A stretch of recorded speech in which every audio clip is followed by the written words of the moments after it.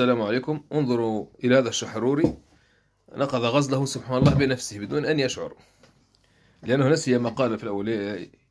ليس مجيد العنزي، لا، ليس مجيد العنزي، هذا طلعت مصطفى. طلعت مصطفى، شوفوا ماذا قال. سبحان الله، فضح نفسه بنفسه. قلت له أنا وسنة النبي صلى الله عليه وسلم الفعلية أو العملية التي تقول عنها أنها ثابتة، هل هي وحي من الله سبحانه وتعالى أوحاها لنبيه صلى الله عليه وسلم في القرآن، أم خارج القرآن، أم أن النبي صلى الله عليه وسلم زاد وأضاف في دين الله ما لم يأذن من عنده دون إذن من الله؟ هذا جاء طلعت مصطفى وقال لي النبي لم يبين كيفية الصلاة هذه، بل نقل عنه أنه قال قولوا اللهم صل على محمد صلى الله عليه وسلم. فقال في الآخر نحن الذين نسلم بما جاء به القرآن. يا أخي، قال لي اتق الله.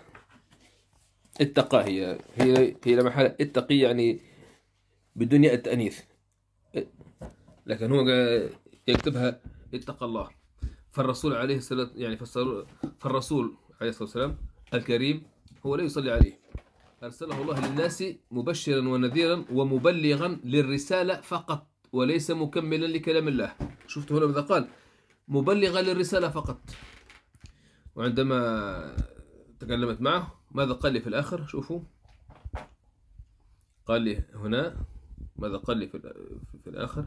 شوفوا يعني سبحان الله كيف يعني نسف نفسه بنفسه. قال لي قلت لك ليس هناك وحي سوى القرآن، وعد ركعة الصلاة من عند رسول الله، ولو عندك دليل بالوحي هاته. والصلاة كانت مفروضة ومعروفة عند العرب قبل الإسلام وعلى مر العصور. أنا سوف أطلع عليه أسئلة أخرى، لكن المهم أنه قال لي في الأول قال لي الرسول مبلغ للرسالة فقط، والآن يقر بأن الرسول يعني عدد ركعة الصلاة من عند الرسول، يعني الرسول زاد في دين الله، مع أنهم يقولون الرسول ليس له لا في التحريم ولا في التحليل ولا أي شيء، فقط يبلغ الرسالة.